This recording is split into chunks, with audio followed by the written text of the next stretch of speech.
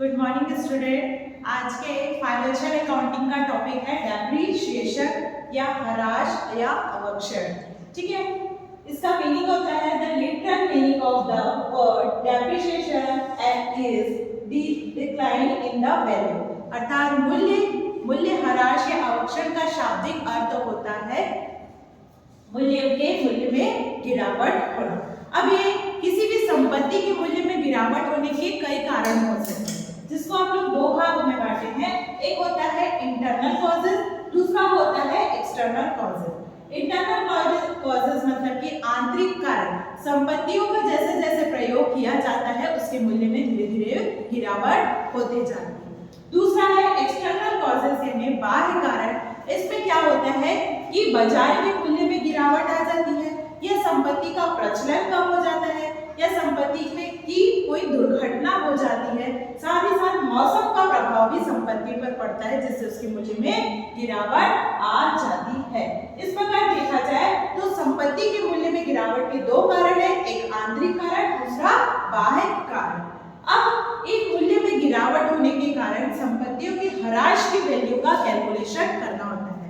तो ह्रास का कैलकुलेशन अर्थात डेप्रिसिएशन का कैलकुलेशन करने के लिए मेथड ऑफ कैलकुलेटिंग डेप्रिसिएशन, तो ह्रास का किस तरीके से गणना किया जाता है ये देखते हैं। तो इसके अंतर्गत सबसे पहला मेथड है fixed installment method. Fixed installment method के अंतर्गत ह्रास के कैलकुलेशन करने का फॉर्मूला है cost price into rate of depreciation divided by 100। इसमें संपत्ति पर लगने वाला ह्रास प्रति वर्ष समान होता है, इसलिए इसको बोला जाता है फिक्स्ड इंस्टॉलमेंट मेथड कहा जाता है।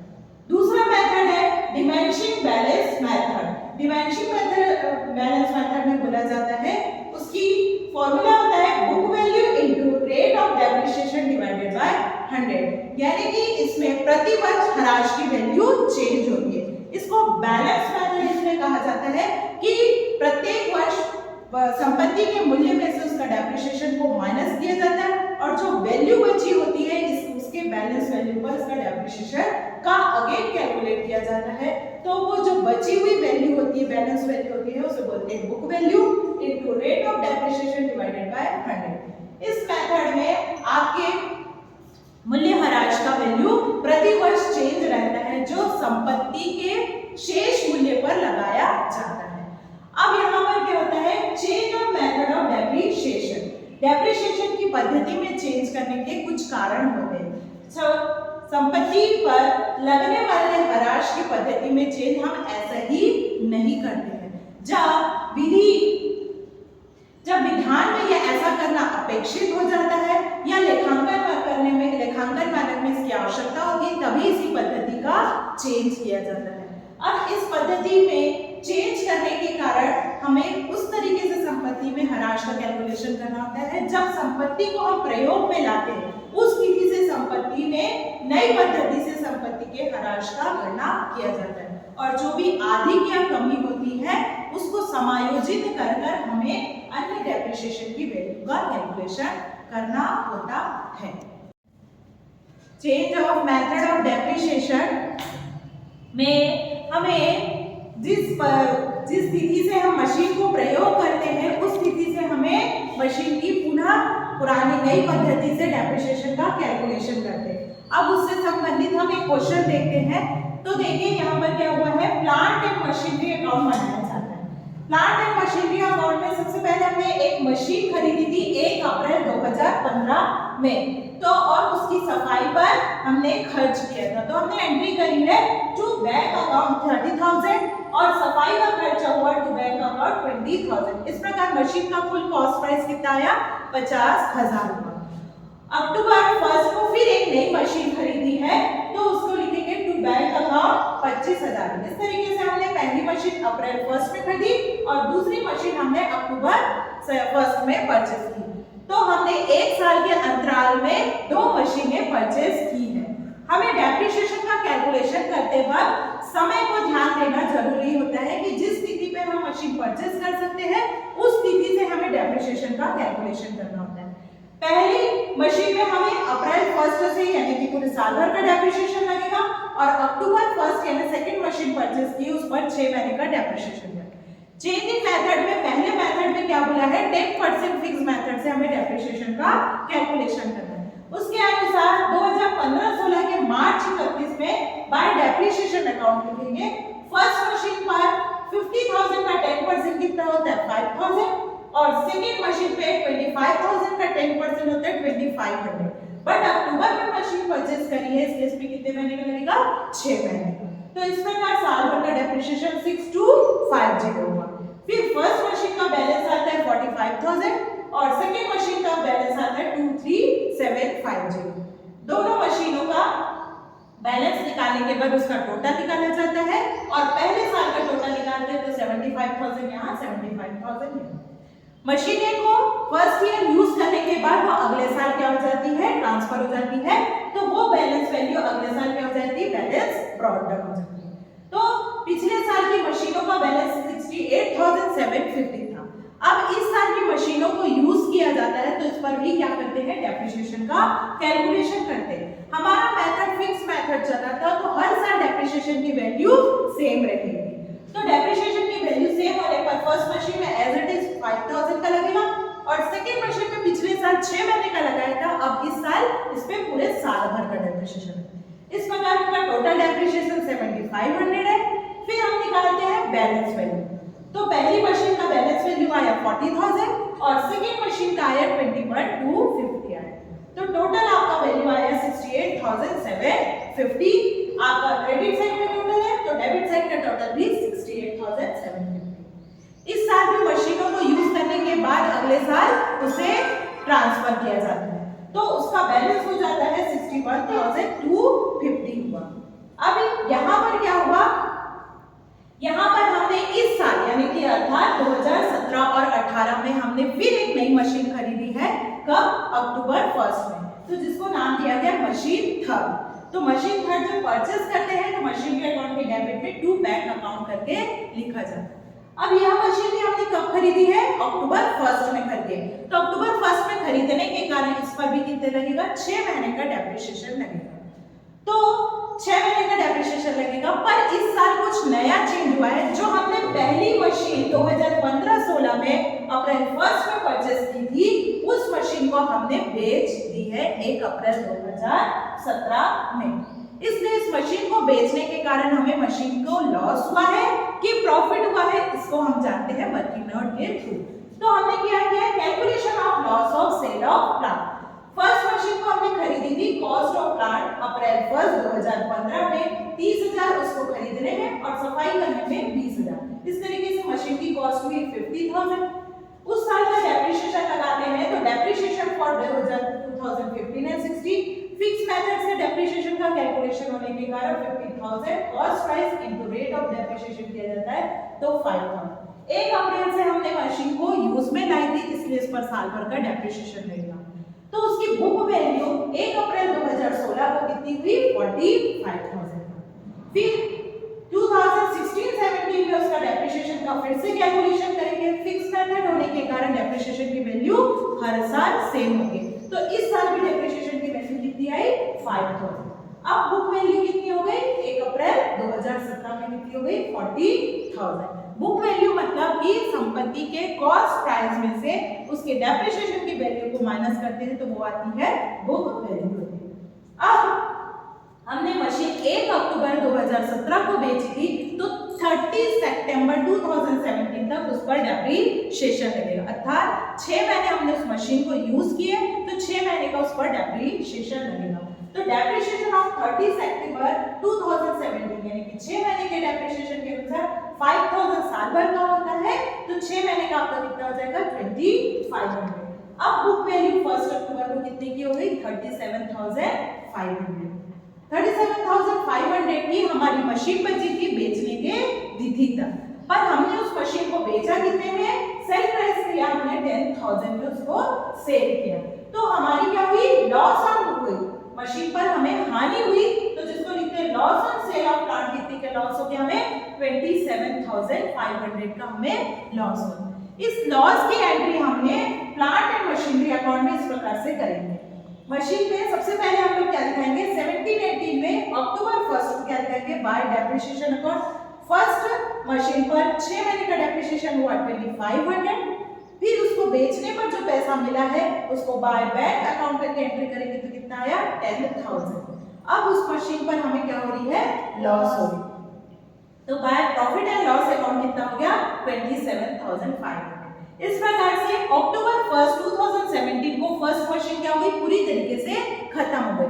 अब इस पर हमें कोई भी कैलकुलेशन नहीं करना होगा, अर्थात डेप्रिसिएशन का कोई भी गणना नहीं की जाएगी।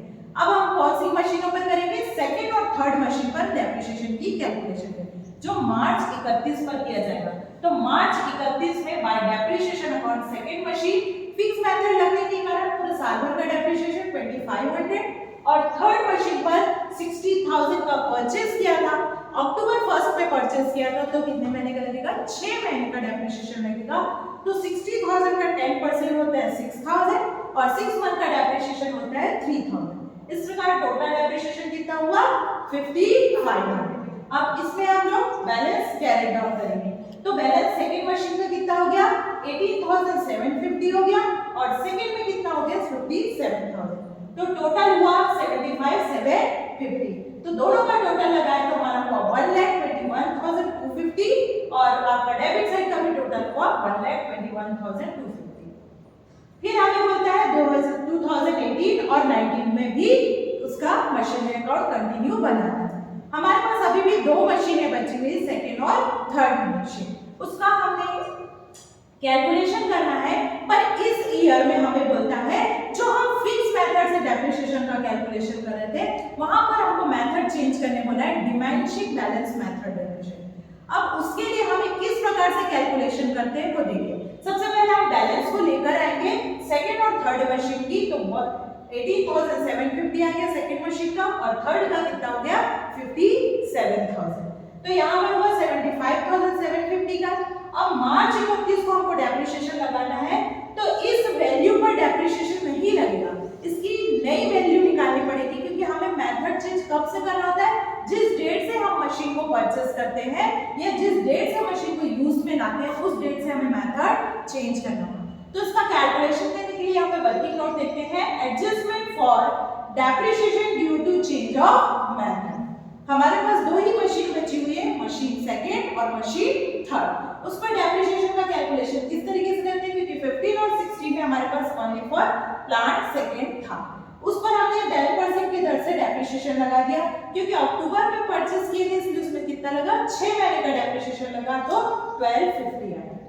अगर हमने नए मेथड से डेप्रिसिएशन का कैलकुलेशन करते तो 6 मंथ का 15% डिमांड शीट वैल्यू था, तो 15% पर उसका डेप्रिसिएशन का कैलकुलेट करते हैं तो 25,000 का 15% का डेप्रिसिएशन 6 मंथ का कितना आता है 1875। अब ओल्ड मेथड और न्यू मेथड का डिफरेंस आता है हमारा फर्स्ट ईयर में 6 to 5। उसी तरीके से 16 और 17 में भी हम लोग क्या करते हैं, मशीन का फिर से नए मेथड से डेप्रिसिएशन का कैलकुलेशन। तो पुरानी मेथड से हमने लगाया तो पूरे साल भर का डेप्रिसिएशन 2500 है, पर अगर डिमेंशिंग वैल्यू से करते हैं तो पहले हमने मशीन की कॉस्ट प्राइस में डेप्रिसिएशन की वैल्यू को क्या किया है, माइनस किया। माइनस करने के बाद जो बैलेंसिंग वैल्यू आता है उस पर हमने 15% का डेप्रिसिएशन का कैलकुलेशन किया। अब इस साल हमने मशीन क्या की, पूरे साल भर यूज की। अब पूरे साल भर यूज करने के कारण उसका डेप्रिसिएशन भी कितने लगेगा, पूरे साल भर का लगेगा। तो 3,469 कितना होगा उसका डेप्रिसिएशन। हमारा अगर ओल्ड मेथड से डेप्रिसिएशन का कैलकुलेशन किए तो कितना है 2500 आया, अब न्यू मेथड से कर रहे हैं तो 3,469, तो डिफरेंस की वैल्यू आई है 969। अब थर्ड ईयर यानी 2017-18 में हमारे पास 2 मशीनें हो गई थी, एक प्लांट सेकंड दूसरी थर्ड। तो प्लांट सेकंड में हमने क्या लगा दिया था 2500 का साल भर का as it is fix method से डेप्रिसिएशन। पर अगर हमें new method diminishing balance method से डेप्रिसिएशन लगाना है तो हमने 23,125 में पहले डेप्रिसिएशन की वैल्यू को माइनस कर दिया, तो हमारे पास बचता है 19,656। इस पर 15% का हम डेप्रिसिएशन लगाते हैं तो हमारा आता है 2,948 आता है। ओल्ड मेथड से हमारा डेप्रिसिएशन लगा था 2500 का, न्यू मेथड से लगा है 2,948। दोनों का डिफरेंस वैल्यू आता है 448। प्लान थर्ड में हमारा हमने अक्टूबर 1 में खरीदा था, अक्टूबर 1 में खरीदने के कारण उस पर कितने महीने का लगा 6 महीने का डेप्रिसिएशन लगा, था, तो 60,000 का 10% होता है 6,000, जिसमें 6 महीने का डेप्रिसिएशन हो गया 3,000।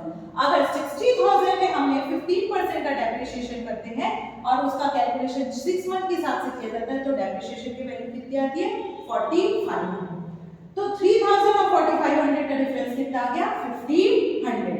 अब इस प्रकार देखा जाए तो ओल्ड मेथड से हमने अब तक 9250 का डेप्रिसिएशन लगा चुका है, और न्यू मेथड से हम डेप्रिसिएशन का कैलकुलेशन करते हैं तो 12792, यानी अब तक हमने कितना कम डेप्रिसिएशन लगाया है उसकी वैल्यू है 3542। इसे ही हम क्या कहते हैं एडिशनल डेप्रिसिएशन कहा जाता है, जिसको हमको कहां पर लिखना होगा 2018-19 में। 18-19 में क्यों लिखेंगे, क्योंकि इस डेट से ही हमने क्या किया अपने मेथड में चेंजेस किया। जैसे कि पहले भी हम बताए थे कि जो भी हमारी सरप्लस होती है या कमी होती है उस डेप्रिसिएशन का एडजस्टमेंट हम वहां पर करते हैं, इसलिए हमने लिखा बाय एडिशनल डेप्रिसिएशन 3542। अब हम लगाएंगे इस स्पेशल मशीन के डिमेंशन वैल्यू पर लगाए, तो बाय डेप्रिसिएशन अकाउंट के हिसाब से डिमेंशन वैल्यू के हिसाब से 15% के हिसाब से सेकंड प्लांट में हमारा लग रहा है डेप्रिसिएशन 2506 और थर्ड मशीन में लग रहा है 8325। तो टोटल डेप्रिसिएशन आया आपका 10831। अब हमने डेबिट साइड के टोटल में क्रेडिट साइड के टोटल को माइनस किया, तो हमारे पास मशीनों का बैलेंस बचता है 61,377 टोटल किया। अब इसी बैलेंस को हम नेक्स्ट ईयर फिर से ट्रांसफर करते हैं, तो 2019-20 में हमारा बैलेंस कितना आता है 61,377। अब यहाँ से हमें कौन सा मेथड लगाना है डिमेंशिंग बैलेंस मेथड, जो भी बैलेंस बचा होता है उस पर डेप्रिसिएशन का कैलकुलेशन होता है। यहाँ पर मेथड चेंज होने के साथ साथ डेप्रिसिएशन का रेट भी चेंज हुआ है, जो पहले 10% था अब कितना हो गया 15%। तो 61,377 में हमने 50% का कैलकुलेशन किया तो आया डेप्रिसिएशन की वैल्यू 9,207। इस डेप्रिसिएशन की वैल्यू को बुक वैल्यू में माइनस करने से बैलेंस वैल्यू आया 52,170 आया। टोटल करने पर हमें वही वैल्यू मिला 61,377। अब ये बैलेंस वैल्यू नेक्स्ट ईयर क्या होता है ट्रांसफर हो जाता है। तो हमें 5 साल का डेप्रिसिएशन मशीनरी अकाउंट बनाया था, फर्स्ट ईयर का, सेकंड ईयर का, थर्ड ईयर का, फोर्थ ईयर, फिफ्थ ईयर और सिक्स्थ ईयर में उसका डेप्रिसिएशन की बैलेंस कॉस्ट बुक वैल्यू कितनी है मशीन की टू बैलेंस ब्रॉट डाउन है 52,170। इसमें भी हमने 15% का डेप्रिसिएशन का कैलकुलेशन किया तो 7,825। अब बुक वैल्यू में डेप्रिसिएशन को माइनस करते हैं तो हमें बैलेंस क्या मिलता है 44,345। यानी कहा जाए कि 2015-16 में हमने जो plant and machinery account open किया था उसका बैलेंस 1 अप्रैल 2021-22 में कितना रह गया 44,345। क्वेश्चन में यही पूछा था कि 1 अप्रैल 2021-22 में कंपनी के पास या फर्म में आपके पास कितने कॉस्ट की मशीन बची हुई है, तो हमारे पास कितने बुक वैल्यू की मशीन बची हुई है 44,345 है, जिसमें हमारे पास 2 प्रकार की मशीनें उपलब्ध थी, प्लांट 1, प्लांट 2 और प्लांट 3।